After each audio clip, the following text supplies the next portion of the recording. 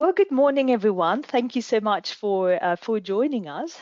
My name is Ilaria Peavy, and I'm the Housing and Arrival Coordinator at NSCC, and I'm also joined here by some other colleagues from the Mount University. And if you want to say a few words before we do the housekeeping items and so on. Hi, good morning, everyone. I'm Kay Balite, the International Student Advisor at Mount St. Vincent University. Welcome. Hi everyone, my name is Tong Lee, and I'm a international student from Mount St. Vincent University. Now I'm working as the International Student Engagement Assistant at the IEC. Welcome. Hi everyone, I'm Gaushika. I'm second year master's student at Mount St. Vincent University. I'm also an international student. Hi everyone, I'm Devanshi Desai. I am a second year student at the Mount St. Vincent University as well, and I am an international student too, and welcome. Perfect. Thank you so much. I hope you can all see my screen. And I'm just going to turn off the mic well, the mic not, but the camera from now on.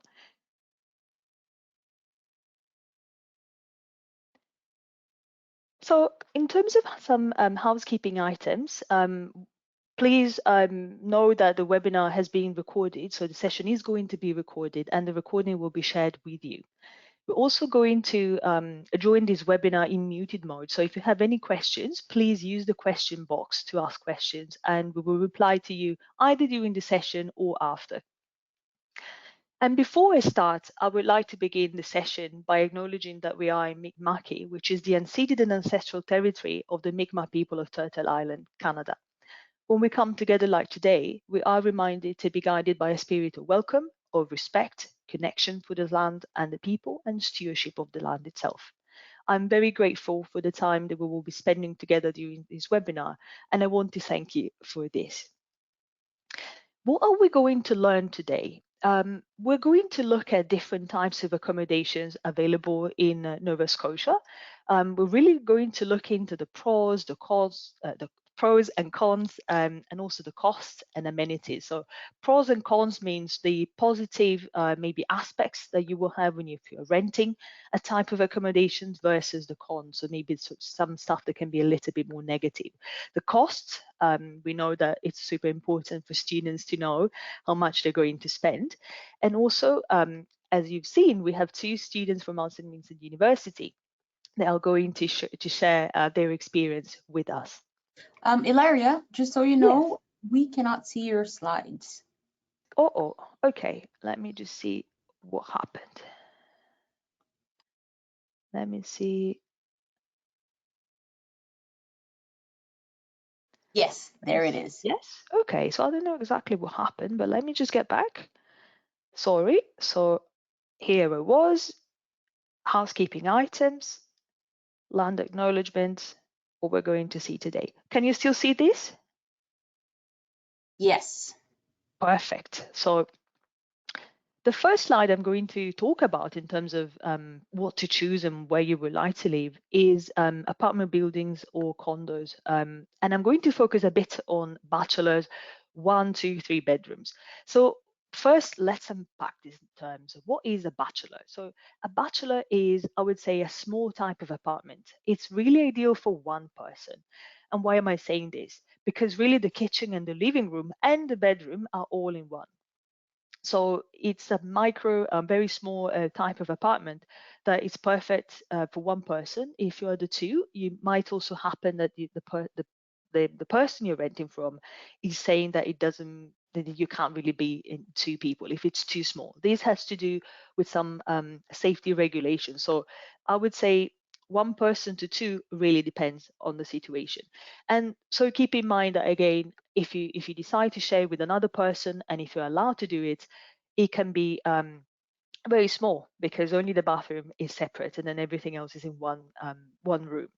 Then you have the so-called 1, 2, 3 bedroom apartments. So how does that work? The kitchen and the bedroom are usually 2 separate rooms. You also have the bathroom And then if you're renting a 1-bedroom apartment, you have just 1 bedroom separated from the kitchen and the bathroom. If you're renting 2 bedrooms, then you will have 2 bedrooms that are separated from kitchen and the bedroom, and so on.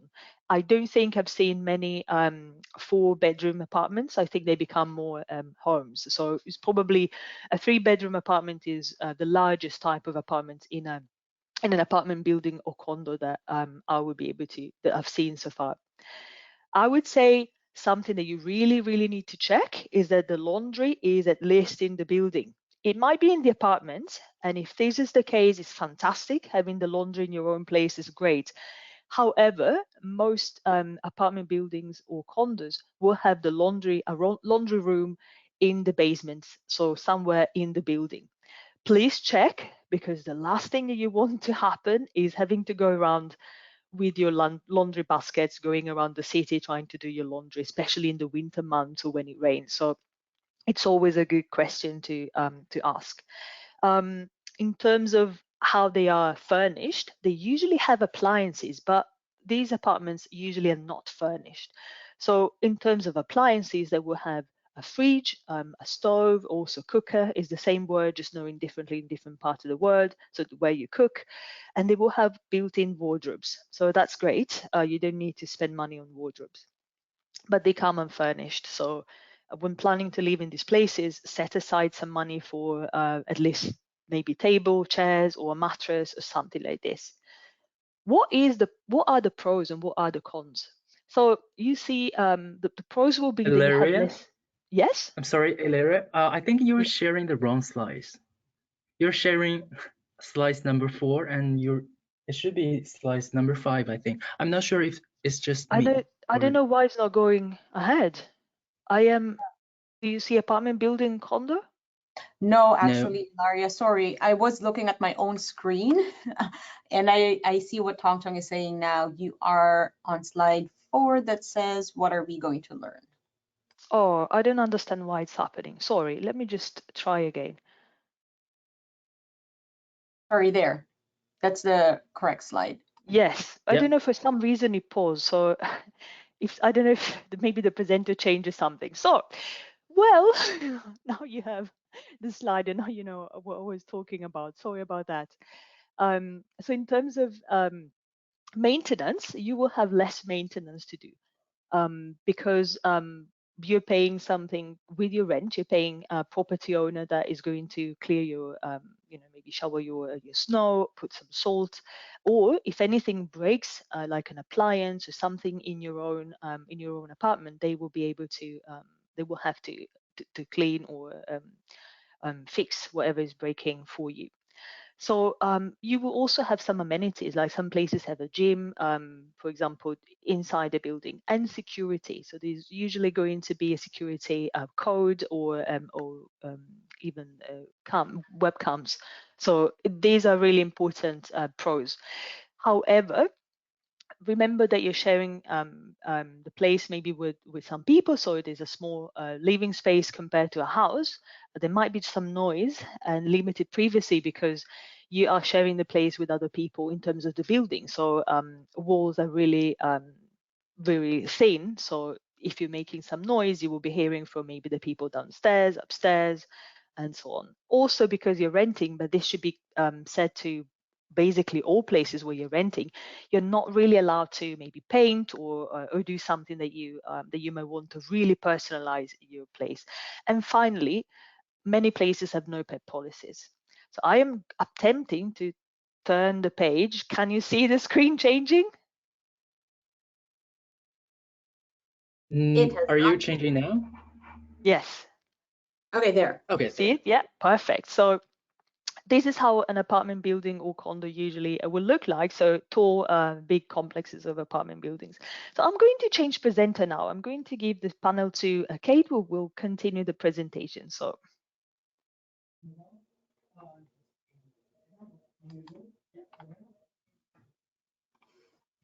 All right. Can you see my screen? Yes. Okay. So this is actually your slide. I'm going to move on. Perfect. Okay. It changed to the prices, right? Yes, it did. Yes, okay, great. So in Halifax or in Nova Scotia, prices can be very, very different from your home country. And we'll take a look at individual average pricing. So please note that these are not the cheapest or the most expensive units that you will find.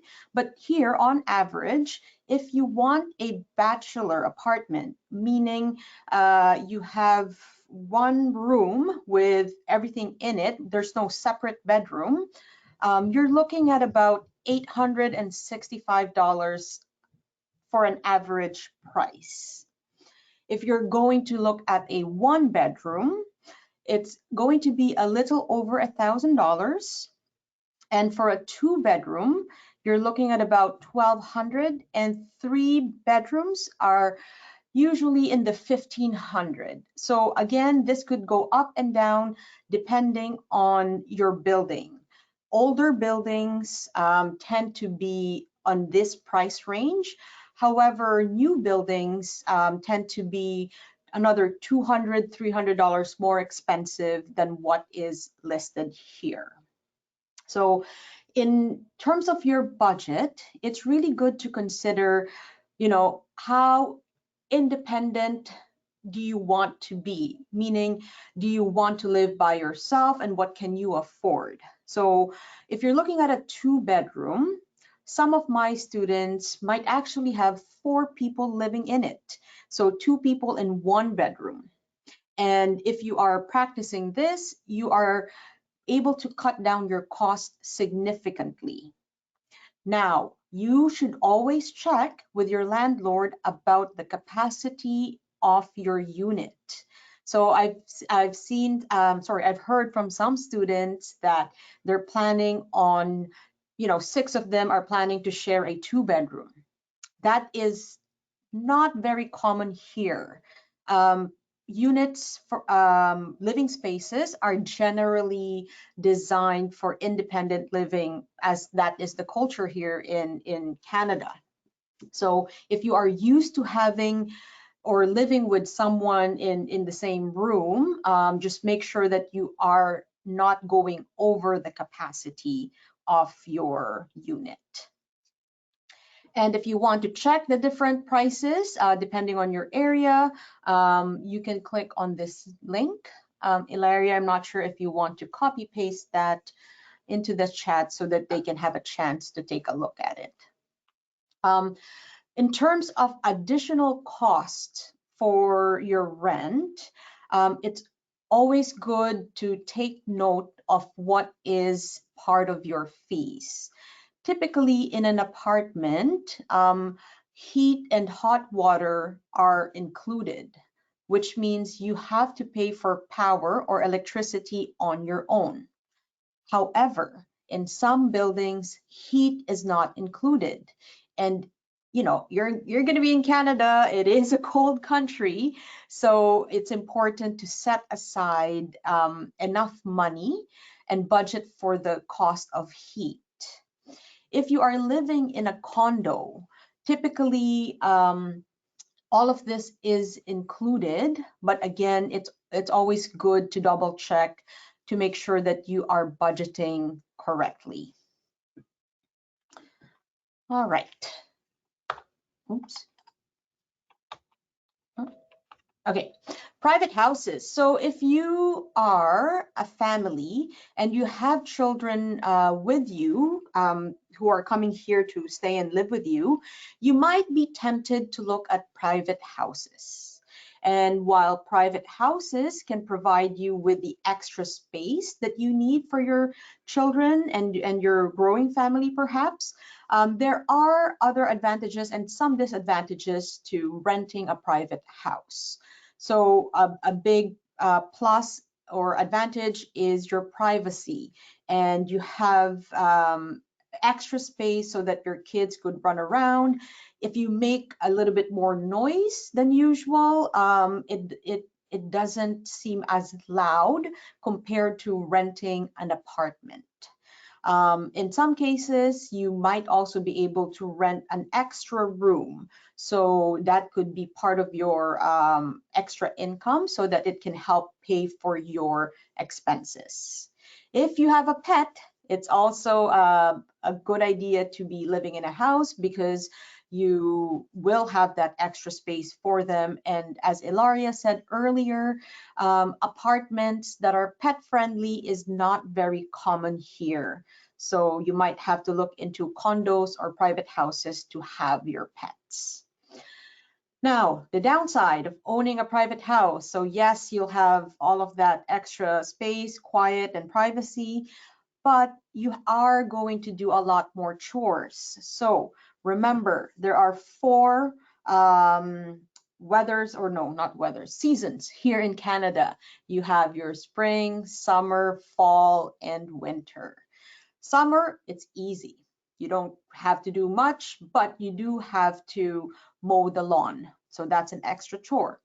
In fall, for example, you're going to need to gather all the leaves that have fallen from the trees. So again, that's an extra chore. In winter, there's a lot of snow shoveling. So, you know, I've shoveled a fair amount of snow, and for that, I decided I will move to a condo because I can no longer shovel for the amount of time that it requires. But that's me personally.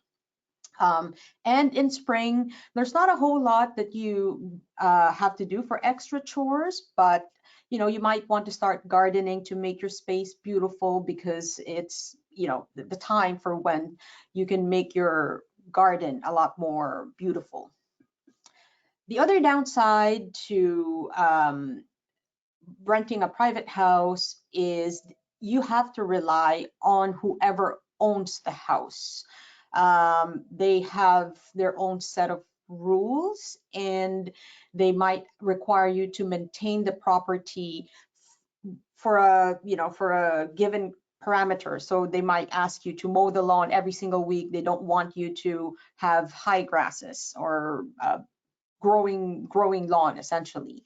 In terms of location and convenience, typically houses are located outside the main Halifax area.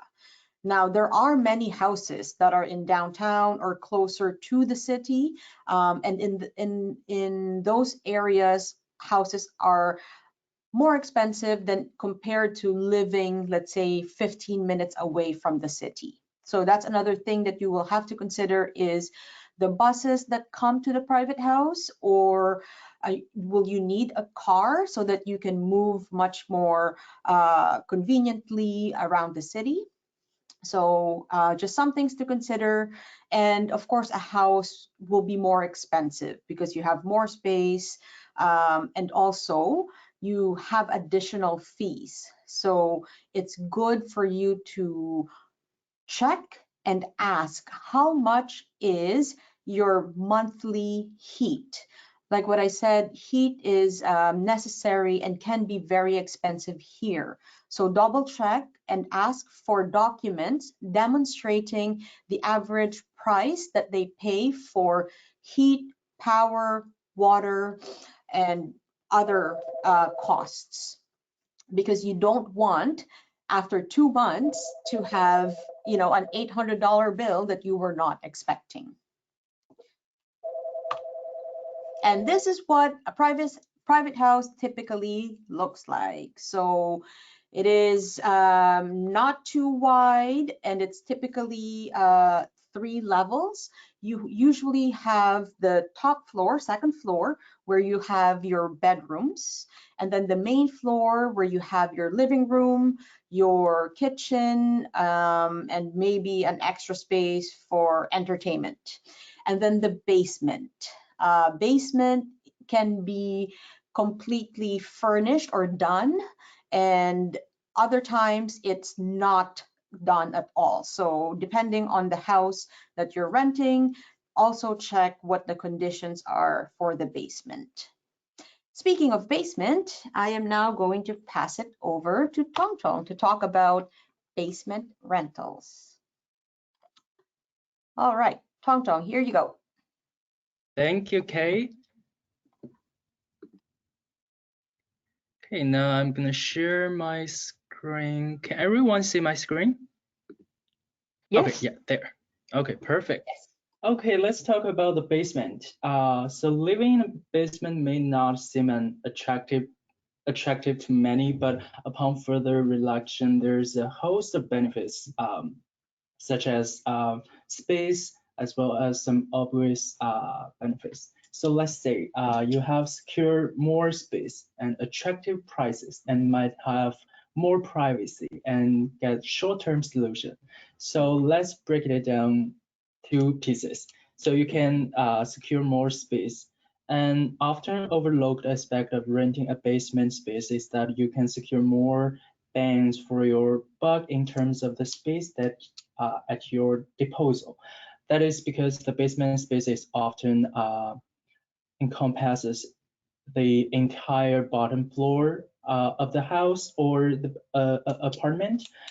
So although it may be open plan, and inherent benefits here is that there will be much more square footage at your disposal. And also you can rent at an attractive price. So we have already mentioned many bands for you to book in terms of space. And this is one of the most outstanding benefits of renting this time as a room. It's very cheap. Also, you can enjoy more privacy. So because you're living in the basement, and often basement is separate from the first floor, second floors. So you can enjoy the entire room or basement floor on your own. But however, as being said, there are some benefits of the living in the basement, but there are also some disadvantage in the basement. For example, low ceilings can be an issue. This is very nature of architectural design, means that basements usually have low ceilings, which can, of course, give the sensation of being rather hemmed in. If you demand spectacular rooms made all the grander by high sitting space, maybe you may want to find somewhere else instead of the basement. Also, noise level can be really annoying. And it's true, some basement can be rather more secluded and therefore free from noise, but other may be pinched right at the street level. And the nature of the building may mean that the noise are from above. And that is just something you really need to check out when you review this piece. Also, nature light may be a problem. And this is obviously because of the structure of the basement, and maybe that is one of the most downside of renting a basement, that you don't have enough lights. And last but not least, that there may be environment and parking issues. So basement can get in significantly hot in summer, and due to the ventilation issues, or it could be very cold in winter if you're living in a basement. Once again, digitally dig for this information. You should double check before you rent this types of accommodation. And next, we're gonna move to shared rooms and rooms in a shared apartment, which is one of my favorite. Why? So because if you rent a room from a house or an apartment, you can build in friends. If you are eager to extend your social circle, moving into shared accommodation is a great way to meet new people. Even if you don't have much in common with your roommates or housemates, living in each other's pockets can help foster a sense of friendship. Also, you can share the living costs with your roommates. The cost of living is no joke these days, and you all know, particularly in the major cities where the rental market can be extremely competitive. So as a full-time student, often we have an especially hard time making ends meet, as we need to balance earning an income and maintain a good grades. So rather than paying rent and bills by yourself, shared housing is a great way to reduce the cost of living. And one more thing, you can be independent. If you're craving the freedom that comes with living away from home, from your parents, shared housing offers an easy path to be independent. You know, going straight from living with a family to have your own place can be daunting, but shared accommodation is an ideal compromise. And you will have housemates, but without many of the constraints that comes with calling your parents' place home. As being said, there are also several cons of living in a shared room. For example, badly behaved housemates. So from stealing your food to playing loud music in the middle of the night, you never know what kind of bad habits that your roommates might have. Even if you're already friends with the people that you're planning to move in with, but can't really know someone until you lived with them. So always think about how well do you know about your roommates before you decide to move in with someone. Also, you could fight over facilities with your roommates. It is hard to remember that sharing is caring when your housemate has been in the bathroom for over an hour and you desperately need to use the toilet. So learning to compromise is part of growing up, but it's easy for frustration to boil over in shared accommodation. If you can't stand the thought of sharing parts of your living space with multiple people, you might be better to look somewhere else, for example, living alone. Also, there could be leasing complexities. So are you and your housemates thinking of managing your property's lease without the help of an agent? Well, this might sound like a good idea, but rental leases can involve complex logistics. So if someone leave the building unexpectedly, and you may need to cover the cost of that person's utility on your own. So that is also issue of dividing up upon bond payments and covering the cost of any damage done to the property. Okay, next. Utilities. Oh, utilities. When you decide to move in a place, whether it's a basement, apartment, independent house, always consider the utilities, and you should be aware what are including in your rent and what are not. For example, internet. Yearly it costs $80 to $100 per month. Well, again, depending on the internet company you're using. Also, tenant insurance is usually anywhere between $15 to $30. And water. So usually, if you're renting an apartment, hot water usually included in your rent. But if you're renting a house, it usually doesn't. And the next, power or electricity, that is a major cost of our utilities, I guess, but at least for me it is. Anyway, so if you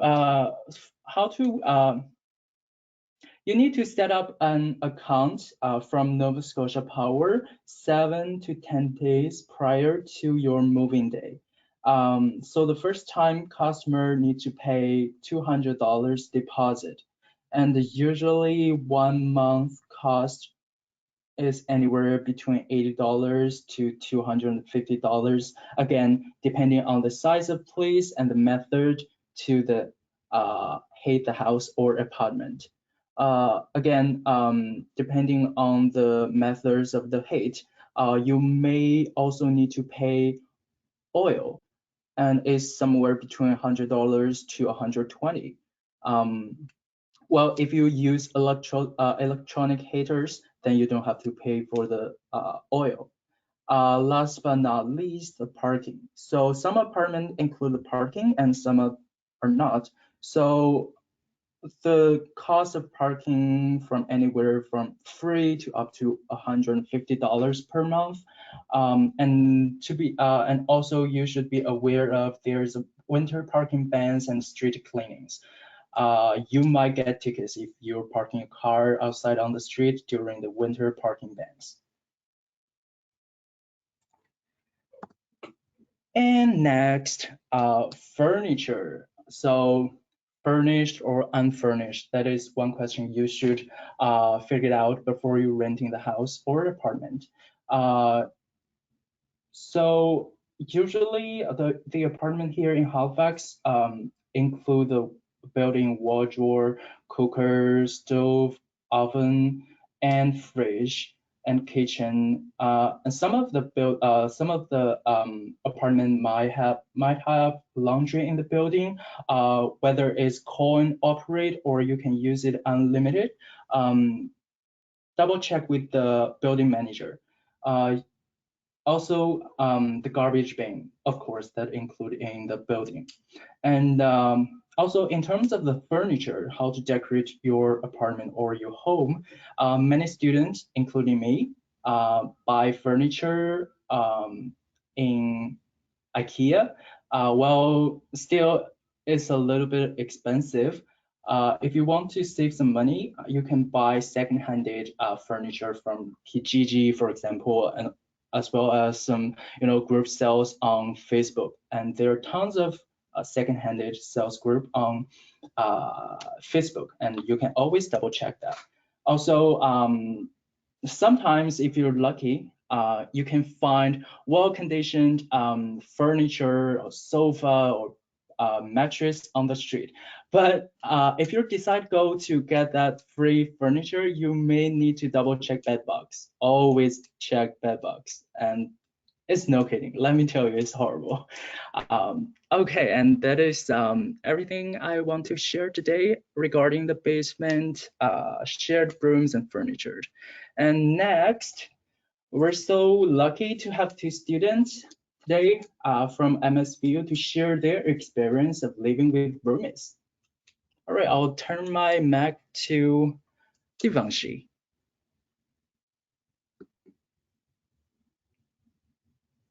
All right, thank you very much, Tong Tong. So, hi everyone. I am in Halifax from almost 2 years now, and I have changed my accommodation like 2 or 3 times until now. So I'll just share my experience since the beginning. So how it was and what I learned until now and how it changed and what to consider and what not. So initially when I came in to Canada from India, I didn't know anyone, and at that time I decided like to find a house for myself from Facebook Marketplace, and I started living with some students. It was a shared accommodation with the roommates, but as Tong Tong mentioned, that there are some pros and cons with living with roommates. So I didn't know that people, and they were nice, but the problem was issues with the cleaning, and they used to party at the night, and I had to study and stuff. So I was not able to live there for a long time.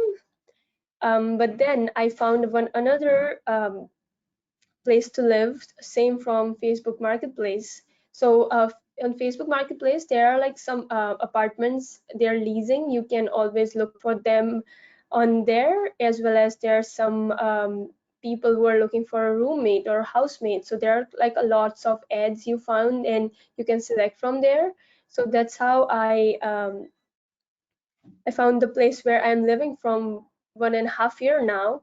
And it's a house, and I'm sharing it with some other people. We are like 6 people in this house, but all of them are really nice. The house is really big, and we are like 6 people, so the rent is dividing in between us. And some of them are working, not as students. So it also helps when you are living with someone who are already done with the studies and working. So they even helps you out for some stuff. For example, if you don't have a car and you have a good roommate, they can drive you to the grocery store to buy stuff. Even for sometimes it's weather is bad and you're stuck somewhere waiting for a bus, but the buses are canceled or anything like that, they can always come and pick you up. Also, they can even help you to helps in finding you a part-time jobs. So it is really important to look for a place where you think that the people are really nice and you can live with them. Another thing is you can always go for like if you don't like to live with a lot of people, you can always look for a 2 BHK apartment or like a studio apartment, as Kay and Tong Tong mentioned before. If you can't spend a lot of money and you have like a higher budget, you can always go for like a studio apartment if you don't want to live with anyone. But it will it will not help you to make more connections with people. Like if you live with a lot of people, it will help you out in one way or another. You learn a lot of things from them. But as if you like more privacy, you can always go for like a 1 BHK or studio apartment. Or if you don't want to live with a lot of people, you can go for a 2 BHK where you and your friend can share the whole place. Like you have your own separate room and a bathroom to use. But my experience at the very beginning was not that good because I got a very not too good, I should say, roommates, because they used to party at the night and there was a cleaning issues. But after that, the place I moved, it was really amazing. The people are really nice, and I'm staying with them from 1.5 years now. So it is really important to look around first and try to find a good place to live. And that was all my experience. And I'll share. I'll hand it over to Tong Tong. Thank you. Thank you. Next, we have Goshika, who want to share her experience of living with roommates.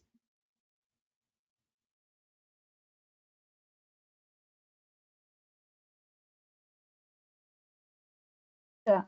Hi everyone.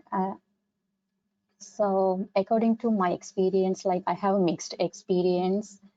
So I will give you some tips to have like a peaceful, calm, good life in Halifax. I have been here for 2 years. So first of all, my tip is like have a lease with you because it's good for you. It's good and safe for you as well as the landlord. So usually they use a standard lease. So if you are agreeing on something else which is not in the lease already, so you better make it as a note. So that will be good rather than relying on verbal agreements. For an example, like if there is any particular time, you can use the common or shared areas like kitchen or washroom. So there are things like that, especially when you are living with the family. So they don't want you to use the kitchen in the night or washroom in the night because it might disturb them or because they want to sleep. So that kind of things, it's better to agree and make it on in the lease as an agreement. So the second thing is like if you're going to share a room with someone, I would suggest to share with the student unless you have a clear or proper understanding. Because if you share a room with a working person, they will have a routine like going to the work 8 a.m. and coming back 5 and do the households and they want to sleep early. But at the same time, so you might want to study for a long time or you may want to do the assignments. So when you keep this lights on, it might disturb their sleep. So that also matters. So it's better to share with the students. That's based on my experience. Or else you have to talk or discuss these issues before moving to the room. So yeah, so those are my tips to share the room or share the house with working people. So it's better to discuss the issues which may arise later with the person or with the family you are moving on. That will be helpful for you to later. Thank you. Thank you, very much, Goshika. both of you. Thank you so much. We have a couple of questions, and the questions will actually be for the students. So I don't know if you are able to reply to them. One is kind of personal, so I will leave it to you. And regards the first student, so Desai, there's a student who is asking how much you were paying for a shared accommodation. So we're talking about costs, and so we've given some indication about the rental costs. If there's anything that you feel like okay to share, I think that the students would like to know.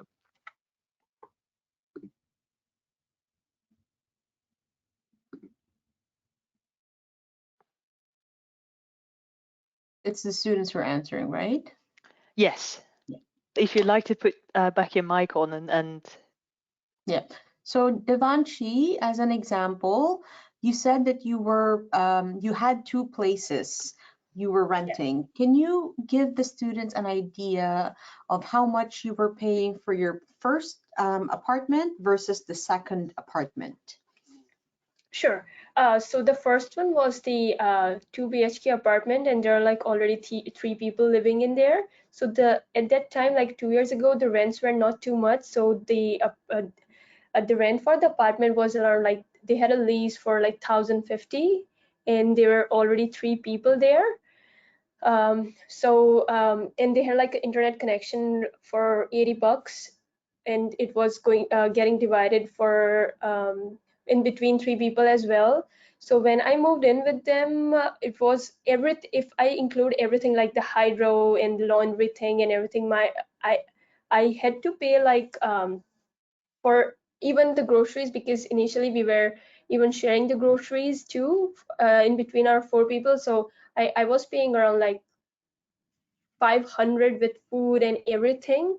um, that was the maximum cost. Or if sometimes if we go out to dine, or if we order food in and stuff like that, so, like for 1 month it was more than 550, but it was just a one-time thing. It used to be usually between 450 to 500 when we were four people living together. But now where I live right now, I have like my personal room, and the rent is increasing as well. So I live in the house, and it's for the renting the places, where you live, it is also matters, and also it impacts the price of the place you're renting, right? So I live in where I live right now, but the area is really nice, and I'm living in a house and it is fully furnished. So I pay $600 for a room including all utilities, and we have like a laundry in our own house, so I don't have to use it like a coin operated laundry as we usually have in the apartments. So I pay like $600 for the room, and $50 extra for all the utilities, for like the internet and the stuff, because we live like a 6 people in the same place, and it is a really big house, so everything splits in between. So I pay like a $50 extra for other stuff. um, and I have my groceries by myself, so it usually costs me like, also depends what type of food you eat. So I'm a vegetarian, so it usually costs me like 100 or 150, or sometimes if I buy a lot of things, it costs me like $200 for the groceries. So for now, everything is like, if I'm correct, it's like 750 to 800. It also, because of 2 years back the rent and everything was low, but now the prices are increasing day by day. So I spend like a 750 to $800 per month for everything. That's a really good breakdown. Thank you. yes, Students yes, have a sense of what it's like living in a house, living in an apartment, and what the different costs associated to different spaces are. Do we and have just another question? yes, we do. And just also a clarification, because there were a couple of students that weren't exactly sure if we were talking about student just from the Mount St. Vincent University, if these were just options. So just want to clarify, the students that were available today are from Mount St. Vincent University. However, all the options, the housing options that we've presented are of campus housing options. So It could be a DAL student, you could be an NSSC student, a SMU student. These are the options that you will find. So shared apartments, rooms, houses, condos, all this stuff, you'll just find them. So it's not just specific for that. I do have another question that they're asking. If so, specifically for the two students, so again, not really from us. Because you guys have already been living here for quite a while, what do you wish you had known before you moved here with regarding to housing, so that you can really help with your experience, like thoughts that maybe things that maybe you didn't know and now you know, that could support students that are moving in. So what do you wish that you had known before moving here when it comes to housing? Koshiga, maybe we can start with you. Yeah, so I wish I had known about the lease, because the importance of having lease, because when I moved first time, I was living with the family, which I didn't get a lease, or I didn't sign it. So they said it's okay, just you can live in and you can pay for monthly basis. So I did, and I had some issues with them. So when I want to talk with my mentor, the first question he asked is whether you had a lease with them. So that time I didn't have any lease, so there was no agreements on it, no terms. So it was like I didn't have any proof that I'm living in, I'm paying for them. So that's I would say, like, biggest mistake I made when I moved to Halifax. So after that, wherever I'm moving, first thing I'm asking is like, I want to sign a lease with you, because that is safe for me. Thank you. And to our attendees, we actually have a webinar specifically on signing leases. So please make sure that you attend that webinar. It will be very beneficial for you to understand, but also know what the content is of a typical lease here in Nova Scotia. Okay, so Devanshi, maybe you can start with your tip for our students. Sure. I totally agree with Koshiga. It is really important for you guys. We have to have like a documentation sign to make sure that no one can just tell you to leave the place, or you have like at least a proof that you live here. Another thing is, I have never experienced it by myself, but I hear from some of my friends that when you're like living together, 4 or 5 people, you might not know what, and initially when you're coming from an entire different country, you don't know all the things by yourself at the beginning, right? About, say, from the laundry to pay the internet bill to um, to even the grocery things. So it is always better if you're living with 3 or 4 people, or like, for example, if you're just moving in with 3 or 4 people who are already living at that place, try to learn first how much is the cost, if they're telling you the truth or not, because you never know. You don't know that those people, and you cannot just blindly trust anyone. So try to find out from the internet, okay, so this is the cost here, of the living. Is it going to be this, is it the right cost for the internet? Is it the right cost for this thing? Because sometimes you never know with whom you are living, and we should know better not to just blindly trust anyone, because I've heard a lot of stories from some people about, like, okay, they're taking more money from one person, but they or rest of the 3 people are paying less from them. So it is really important to ask to show you guys documents, or like something that, okay, I am paying this much amount of money for electricity, or for the internet connection, or for the rent. So that was all, I think. Yes, both are really good tips. Thank you. Yes. Yes, and we have some other questions. A lot of students are asking, actually, when it comes to where do you look? You know, like, okay, we know these types of accommodation, but where do you look? So I'm going to put in the chat a couple of websites. If you are an NSCC student and you're watching this webinar, you can look on placesforstudents.com. We have a partnership with them. But I would say look on social media, look on Facebook Marketplace, look on Kijiji. Just be aware and careful that it's the web, so it can be anyone. You really need to do your due diligence in that sense. But getting back to the students, how did you find your place when it came to where? Like, is there any website that you that you used? Anything? Word of mouth? How? I have found like my all two of accommodations from Facebook Marketplace. So, and so Kijiji is also one of the best options, but I use Facebook a lot. And I used to use the Facebook from back home as well, so we don't have the Kijiji type of app before. So I got to know about that after I came to Canada, but I had a Facebook. So initially when I moved in here, I didn't have any friends or anything, so I found myself an accommodation from Facebook Marketplace, and you can always message someone on them there, as well as like if someone has posted the ad on the marketplace, you can always go to their profile and check who the actual person is.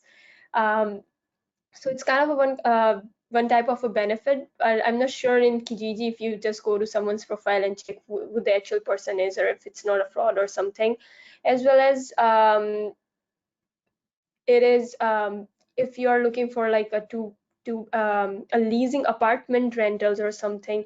I've heard about the Kilam properties. They have like a student accommodation specifically for students. So they have a whole different category, and they have apartment buildings near the Dalhousie, SMU, as well as near the Mount St. Vincent University, and might be near the NSCC as well. So you can always go to their website and give them a call or like book a tour to see the place.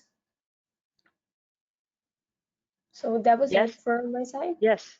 Thank you. Absolutely. I mean, if you find a place that you think you like, and then there's a company, you can always look on their website and apply with them.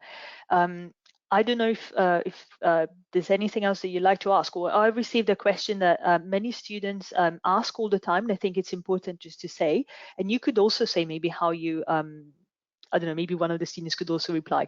So what happens to many students that are new to Canada is that, especially if they're coming with families and not just maybe the single student, they really struggle to apply, because the moment that they submit their application, they're going to be asked for credit history, proof of income in Canada, having a Canadian bank account. So students that have no credit history because they're new students, or they're not working yet because they are students, how can they prove that they have enough money basically to rent? So what I usually suggest that the students do is that they provide maybe a co-signer or a guarantor, so somebody that is included on the application, and saying if one day you can't pay rent, they will pay rent as well. So you can add them, and you can also show that they have enough money to pay for this. Or you could provide them with your own bank statements, and showing that you have some fundings and savings, so that maybe you're not working now because you're a student, but you do have enough money to pay for this. I don't know if there's any other suggestions that you would like to share about this. They can also add that their parents are sponsoring them for if they are like not a families but like just a single student if they are coming here. Also for if they are looking for like apartment to live, there's an option of a lease transfer as well. So if you know that person, or like a little bit of you have connection with someone, and if they are transferring the lease to you, it is more easier than just applying for a whole new lease. And you can also always ask for your parents to sign up, because I remember one of my friends, they didn't even had a part-time job, or they were working before, but they rented a apartment building. And when I asked her when I moved in here that how did you get it, because we don't have credit history or anything, she said the owner was a little bit flexible, and she mentioned about that my parents are paying for myself, so that's how she got the lease. So sometimes if the apartments or something are from like not from the leasing agency, or like from the company, or if some owner is putting that for rent, and if your parents are um, okay to sign up for you, that they would guarantee that okay they would pay for all your expenses, you can get a lease as well, if even if you are a new student. Yes, and this would be a co-signer, or how's the person? Co-signer or another person that you're putting on the lease. Yes, so Yes. a guarantor. Yes. Yeah. And also your bank statements, you know, you might want to ask your bank just so that you know exactly what you're sharing, that you're not sharing anything that makes you feel, you know, vulnerable, but you're just sharing proof that you have enough savings. And so if you are a family and some of you maybe in the family is coming with a work permit, you could also say that you have a work permit, so you're currently not working, but you will be working soon. So this helps as well. And also as a student, you are allowed to work 20 hours per week, but you are, and so you can also disclose this to them. Some people might not know and just assume that you're here just to study and not also working a little bit. I don't see any other questions, and I think you've been fantastic in providing us with your experience, and I want to thank you so much. It's so valuable to have students sharing the one-on-one experience. I'm really thankful for this. Anything else, Kay and Tong Tong, that we should add before we wrap it up and we close it? Start looking now. It's best to have a good sense of where and what where you could be staying and what your options are.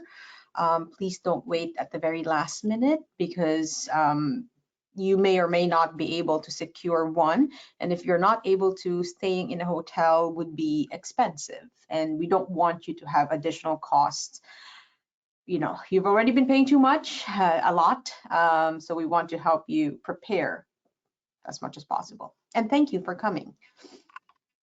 And especially for students, I'm thinking about NSCC students that have campuses everywhere especially in rural Nova Scotia. The situation there, it's possibly even worse in terms of shortage of housing, because in many places you're going to small communities where there won't be condos or high-rise buildings. So we're really talking about private homes, maybe rooms and so on. So start looking and be prepared. I think that the Mount has also shared the recordings of the webinars, and maybe on your website, or you can reach out to them. But on our page, speaking specifically to NSCC students, we have all the recordings for previous webinars, and we have included in the chat the link to register for the next webinar on the 19th, so that you can really see how you sign a lease, things to be careful. And it will be a person from Dal Legal Aid Society. So what he does all day is he supports tenants. So it's his job. He is a professional in this field. So we're very excited to have him there. And please register. It will be on the 19th. So Tom, I'll leave it to you. Otherwise, we can close. I totally agree what Kay said. I mean, it's August already, so if you're planning to come to Canada to start or continue your study for 2021, you should start looking your place now.